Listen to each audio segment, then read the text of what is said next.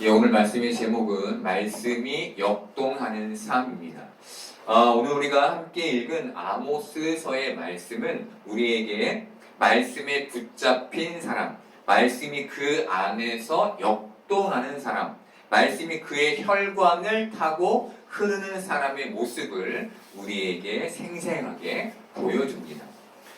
오늘 말씀을 통해서 우리에게도 하나님의 말씀이 생생히 흐르게 하는, 그 말씀의 역동함을 사모하며 경험하는 우리 되기를 바랍니다. 오늘 말씀 14절은 선지자 아모스의 직업을 우리에게 알려줍니다. 그는 학식이 뛰어난 사람도 아니었고 종교적인 일을 하는 사람도 아니었습니다. 게다가 선지자도 아니었고 선지자의 피를 이은 선지자의 아들도 아니었습니다. 그는 그저 평범한 목자이며 농부였습니다. 이렇듯 아모스는 하나님의 말씀을 전할 특별함이나 비범함을 가진 사람이 아니었습니다. 그런데 이런 아모스를 하나님은 선택하셨고 그에게 하나님의 말씀을 예언하게 하셨습니다. 그러자 그는 완전히 다른 삶을 살게 됐습니다. 완전히 다른 사람이 됐습니다. 여러분, 우리는 평범한 사람들이죠. 그렇죠? 그런데 우리도 아모스처럼 하나님의 선택을 받아 그리스도인 됐습니다. 아멘. 그리고 우리는 하나님의 말씀을 받았습니다. 아멘. 이것은 우리가 알아채지 못했을지라도 우리는 특별한 사람이며 비범한 사람임을 우리에게 알려줍니다. 우리는 하나님에 의해 비범하고 특별한 사람이 된 겁니다. 이미. 다시 말하면 우리도 아모스처럼 이 세상 사람들과 완전히 다른 삶, 달리 생각하는 사람, 완전히 다른 사람으로 살아가야 할 존재인 겁니다. 아멘. 그런데 우리는 과연 세상 사람들과 달리 생각하는 사람이며 다른 사람이 되어 다른 삶을 살고 있습니까? 여러분 어떻습니까? 세상 사람과 다른 생각을 가지고 다른 삶을 살고 계십니까? 그렇지 않습니까? 혹시 그렇지 못하다면 그 이유, 우리가 그렇게 세상 사람들과 달리 생각하며 달리 살아가지 못하는 이유는 어디에 있을까요? 여러분 안에 하나님의 말씀이 역동하고 있지 않아서입니다. 여러분의 혈관에 하나님의 말씀이 흐르고 있지 않아서입니다. 다르게 말하면 여러분이 하나님의 말씀에 그 영혼과 마음이 완전히 압도되어 있지 않아서입니다. 여러분, 지극히 평범한 아모스에게 하나님의 말씀이 임했습니다. 그러자 그 안에서 하나님의 말씀이 역동하기 시작했습니다. 더 정확한 표현은 하나님의 말씀이 그를 가만히 내버려 두질 않았습니다. 그것을 전하지 않고는 배기지 못하게 그를 만들었습니다. 이런 상태에 대해 히브리서 기자는 이렇게 우리에게 말해줍니다. 히브리서 4장 12절 말씀 보겠습니다. 하나님의 말씀은 살아있고 활력이 있어 좌우의 날선 어떤 것보다도 예리하여 혼과 영과 및 관절과 골수를 찔러 쪼개기까지 하며 또 마음의 생각과 뜻을 판단하나니. 하나님의 말씀이 이 안에 들어오면 이런 현상이 일어난다는 겁니다. 하나님의 말씀에 압도된 아모스는 북이스라엘에서 하나님의 말씀을 활력 있게 예언하기 시작했습니다. 앞서 본 히브리서의 말씀처럼 그 말씀이 그를 압도하여 예언하게 만들었습니다. 우리는 예언을 미래를 알아맞추는 능력으로 이해합니다. 대부분이 그렇죠. 그런데 성경에서 예언은 미래를 알아맞추는 능력을 말하지 않습니다. 성경에서 예언은 대언을 말합니다. 대언. 하나님의 말씀을 대신 받아 전하는 것을 예언이라고 말합니다. 성경은 이것을 아모스가 이스라엘에 대하여 이상으로 받은 말씀이다 라고 정확하게 알려줍니다.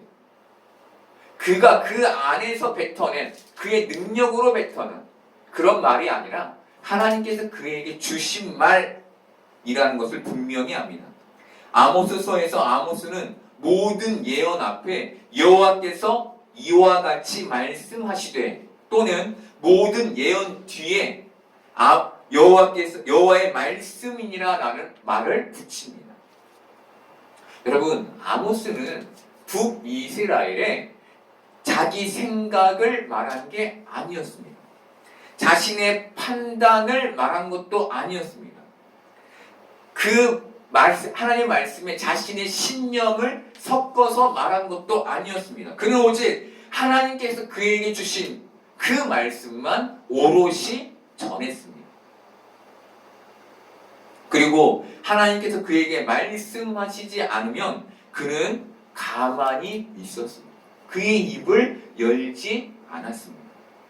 여러분, 우리는 많은 사람들이 하나님의 뜻이라고 말하는, 하나님의 뜻이 남발되는 시대를 삽니다. 사람들은 그 예언을 아무런 검증 없이 받아들이고 그리고 그것이 하나님의 뜻일 것이라고 단정적으로 믿습니다. 그런데 여러분, 성경은 우리에게 거짓 예언자가 있음을 분명히 합니다. 그런 예언의 일들이 우리에게 들려지더라도 그것이 거짓인지 아닌지를 분별해야 한다는 것이죠. 여러분, 우리가 어떻게 이 예언이 거짓 예언인지 아닌지를 분별할 수 있을까요? 방법은 하나입니다. 말씀으로만 분별됩니다. 말씀으로만. 저는 영적 은사를 받은 사람들을 찾아다니는 사람들을 보았습니다. 예언이다, 방언이다, 신유다, 찾아다니는 거죠. 이들은 저 영적인 사람은 나와 다르다는 전제를 깔고 찾아갑니다. 저 사람은 나와 다르지. 저 사람은 나에게 뭔가 특별한 걸 주겠지. 이렇게 따라가는 것이죠. 그리고 저 사람은 나보다 어떤 신비적인 능력에 뛰어나며 신비적인 감이 좋을 것이라고 생각합니다. 여러분, 어떤 느낌이 드십니까? 세상 사람들이 자신의 운명을 점치기 위해 무당, 신내림 받은 무당, 감 좋은 무당을 찾아다니는 느낌이 들지 않습니까? 여러분, 성경은 은사를 얘기합니다. 그런데 그 은사를 능력이라고 말하지 않습니다. 여러분, 영적인 예민함이 없는 게 아닙니다. 있습니다. 예, 그런 거짓과 참을 분별해낼 수 있는 능력, 그 은사를 가진 사람이 있습니다. 하지만 우리는 그 모든 예언을 하나님의 말씀과 대조해야 합니다. 왜? 거짓 예언일 수 있기 때문입니다. 여러분, 말씀을 붙드셔야지 사람의 입에서 나오는 말을 붙들어서는 안 되는 겁니다. 여러분, 우리가 거짓 예언자를 조심해야 하는 것처럼 우리가 조심해야 할 것이 있습니다. 그것은 바로 내 신앙입니다. 거짓 예언자를 조심해야 하는 것처럼 우리는 우리 신앙 역시 조심해야 하는 거예요. 거짓 예언자들이 자신의 생각과 신념을 말씀에 혼합하여 전하듯 우리가 하나님의 말씀에 우리의 신념을 섞어낼 수 있기 때문입니다. 그 말씀만 오롯이 내 안에 받아들이는 것이 아니라 그것을 내 신념과 내 도덕성과 섞어서 내 안에 갖게 되는 그런 실수를 범해서는 안 되는 것이죠. 왜죠? 그것이 거짓 예언자들의 거짓과 같은 결에 있기 때문입니다. 우리는 오직 순전한 하나님의 말씀을 믿어야 합니다. 그 하나님의 순전한 말씀이 우리 안에서 일하도록 해야 합니다. 그렇다면 어떻게 우리는 순수하게 하나님의 말씀만 우리 안에서 일하실 수 있도록 할 수 있을까요? 그 방법은 성령을 의지하는 겁니다. 성령. 요한복음 14장 26절을 보겠습니다. 보혜사 곧 아버지께서 내 이름으로 보내실 성령, 그가 너희에게 모든 것을 가르치고 내가 너희에게 말한 모든 것을 생각나게 하리라. 요한복음 15장 26절도 보겠습니다. 내가 아버지께로부터 너희에게 보낼 보혜사 곧 아버지께로부터 나오시는 진리의 성령이 오실 때 그가 나를 증언하실 것이요. 아멘. 성령님께서 우리 안에서 하시는 일은 예수님의 말씀을 생각나게 하고 가르치는 겁니다. 그리고 우리 안에서 예수님을 증언하시는 겁니다. 참 말씀, 참 하나님의 말씀이신 예수님이 우리에게 증언될 때 우리에게 그 말씀은 참인 것이죠. 여러분, 우리가 성령님을 의지할 때 성령님은 우리에게 상황에 적절한 말씀을 생각나게 하실 겁니다. 아멘. 그 의미를 깨닫게 하실 겁니다. 아멘. 성령님은 우리 안에 올바른 예수님을 증언하심으로 아멘. 우리의 삶이 올바른 신앙 가운데 머물게 하실 겁니다. 아멘. 우리는 바로 이때에만 우리 안에서 역동하는 하나님의 말씀을 경험하게 되는 겁니다. 아멘. 다시 말해 우리가 성령의 충만함에 설 때 우리는 아모스처럼 순수한 하나님의 말씀의 지배를 받는 삶을 경험하게 되는 것이죠. 그러면 아모스처럼 하나님의 말씀의 역동에 압도되어 가만히 있을 수 없는 삶, 다르게 말해 믿음의 삶을 살아낸다는 것은 어떤 걸까요? 사도행전 4장 8절 보겠습니다. 이에 베드로가 성령이 충만하여 이르되 백성의 관리들과 장로들아. 이 말씀은 베드로가 산헤드린 공의회 앞에 서서 한 말입니다. 산헤드린 공의회는 유대 사회에서 정치, 종교, 사회를 아우르는 최고 권력 기관이었습니다.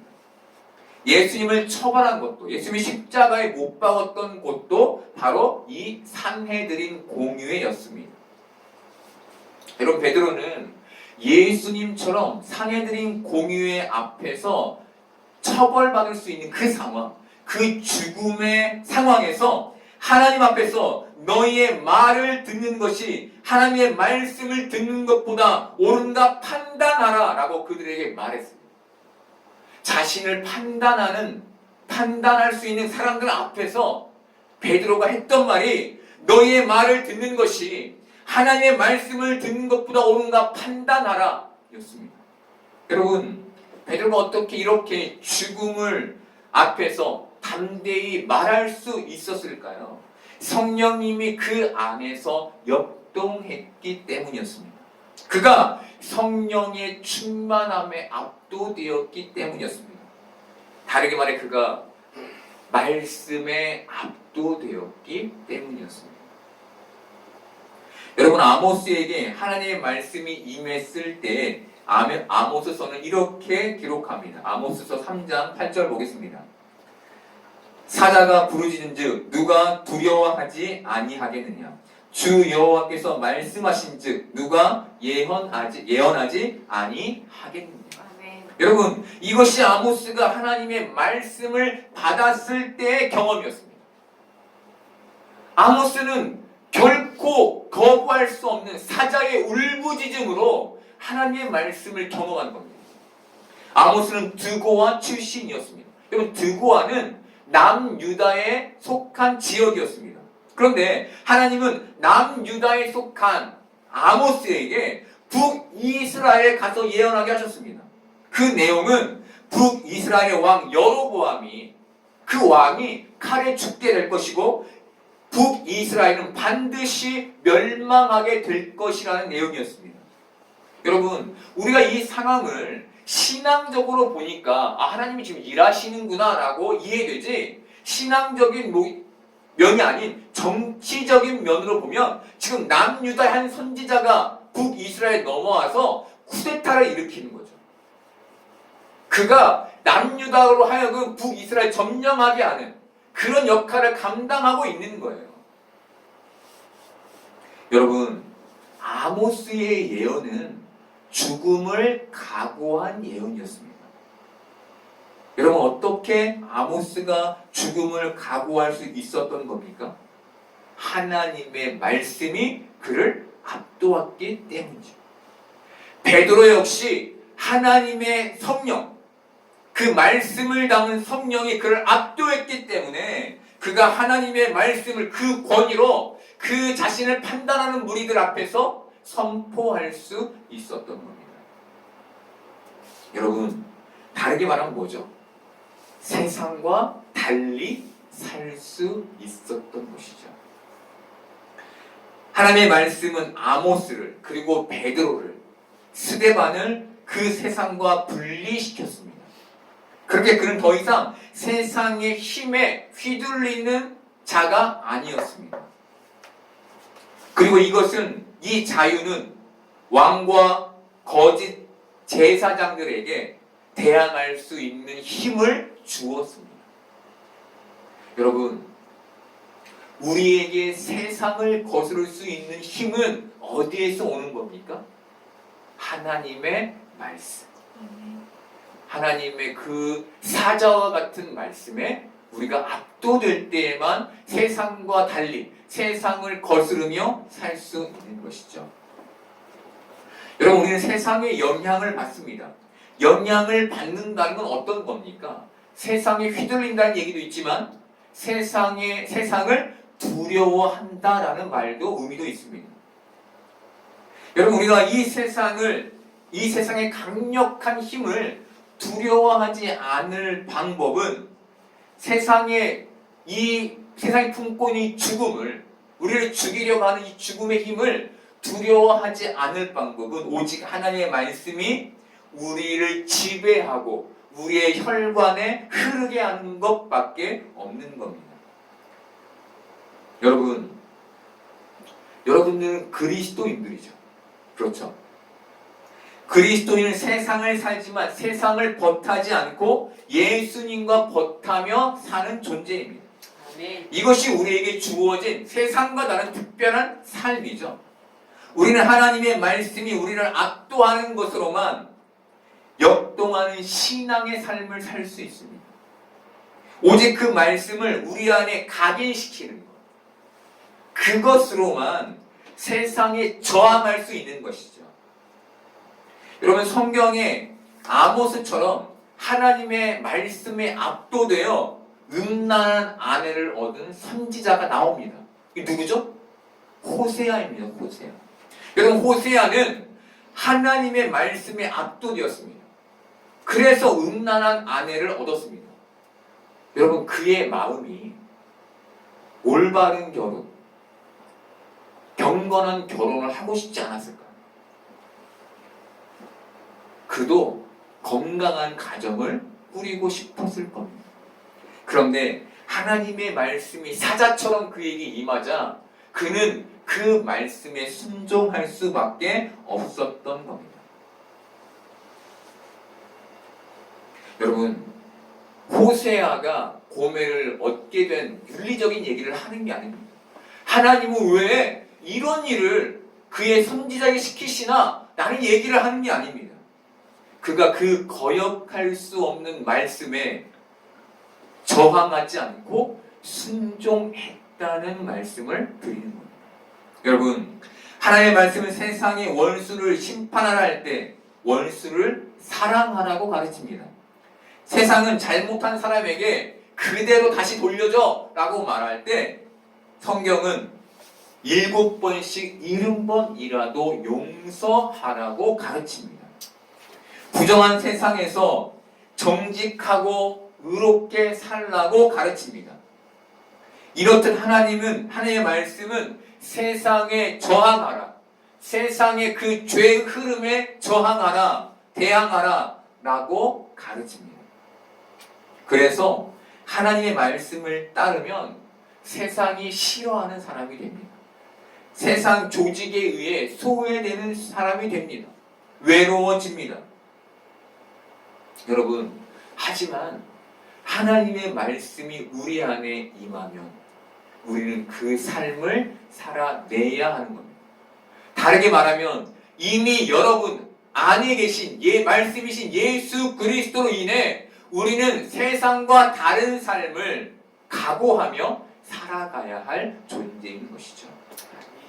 그래서 말씀과 마음이 대치할 때, 말씀과 부정함이 대치할 때, 우리의 마음이 죄에 녹아들 때가 있죠. 대치할 때, 말씀과 거짓이 대치할 때 우리는 하나님의 말씀을 붙들어야 하는 겁니다. 우리가 하나님의 말씀을 선택할 수 있는 힘은 오직 하나님의 말씀에 압도되는 것뿐입니다.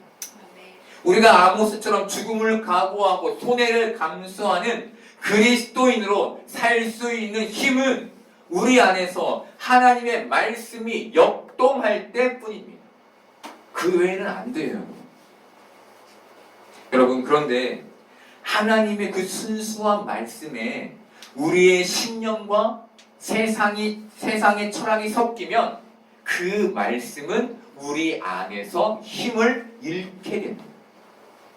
오직 우리 안에 하나님의 말씀이 순수할 때만 그 말씀이 힘있게 우리 안에서 역동하게 되는 겁니다. 여러분, 우리가 굉장히 주의해야 할 얘기이죠. 많은 사람들이 순수하게 하나님의 말씀을 받아들이지 못합니다. 원수를 사랑하라고 했을 때 그 말씀에 자신의 생각을 합리화시키는 것이죠. 여러분, 우리가 싸워야 할 싸움은 원수를 사랑하려고 할 때 원수를 사랑하려고 하는 겁니다. 안 될지라도 그 말씀을 순수하게 이 마음에 받아 이 말씀이 우리 안에 역동하게 하는 겁니다. 여러분, 하나님이 우리에게 요구하시는 건 그걸 이루어내라는 게 아닙니다. 그 말씀이 너희 안에 살아있게 하는 것이죠. 그 말씀을 살아내기 위해 애쓰라는 것입니다. 그렇다면 하나님의 말씀이 우리 안에서 순수하게 역동하게 하려면 우리는 어떻게 해야 할까요? 하나님의 말씀이 우리를 떠나지 않게 하면 됩니다. 떠나지 않게. 다시 말하면 신구약의 성경을 매일 읽고 묵상해야 한다는 겁니다. 여러분, 많은 사람들이 성령 충만을 어떤 황홀경의 경험쯤으로 이해합니다. 자꾸 그런 식으로 봐요. 예, 방언도 뭐 우리 다 알겠지만 뭐 방언으로 하는 게 아니라 그냥 단순하게 반복하는 방언을 하면서 뭔가 저 세상, 이 세상에 있는 저 세상의 것들을 느끼고 경험하는 것을 성령 충만이라고 생각합니다. 그런데 여러분, 성령 충만은 황홀경의 경험이 아닙니다. 물론 있죠. 없는 게 아닌데 그곳에 멈춰 있으면 안 돼요. 앞서 보았던 것처럼 아모스에게 하나님의 말씀이 임했을 때 아모스가 한 일은 그 황홀경에 머무는 게 아니라 하나님의 말씀이 내게 임하는 그 황홀경에 머무는 게 아니라 그 현실에 달려가서 그 현실에 저항하여 하나님의 말씀을 선포하며 살아가는 것이었습니다. 여러분, 이것이 성령 충만함의 모습인 거예요. 자꾸 교회로 와서 기도할 수 있는 자리에 와서 그 황홀경에 머물려고 하는 게 아니라 성령 충만은 하나님의 말씀을 받아 그것을 가지고 세상에 달려가 그 현실에서 그 우리에게 대적하는, 우리를 넘어뜨리는 그 현실에서 부딪히며 살아내는 것, 이것이 성령 충만인 겁니다. 여러분, 오늘 말씀은 우리에게 당신은 하나님의 말씀의 권위에 다스림을 받는 삶을 사시겠습니까? 라고 질문합니다. 여러분, 대단히 우리에게 필요한 질문이죠. 오늘 말씀은 당신의 그 마음에, 당신의 영혼에 하나님의 말씀이 역동하는 삶을 사시겠습니까? 라고 묻습니다. 여러분 이 질문에 어떤 답을 가지고 계십니까? Yes 라고 대답하셨다면 매일 구약과 신약을 읽어서 여러분의 영혼과 마음에 하나님의 말씀이 흐르게 하시기를 바랍니다. 그렇게 결단하시고 그 자리로 나아가시기를 바랍니다. 그렇게 여러분 안에 하나님의 말씀이 꿈틀거리게 하시기를 바랍니다. 그래서 그 놀랍도록 꿈틀거리는, 그래서 저항하고 거역할 수 없는 하나님의 말씀을 받아 이 세상에서 아모스처럼 현실에 저항하며 대항하며 현실에 굴복하지 않으며 예수 그리스도의 삶을 살아내는 복된 여러분 되기를 소망합니다.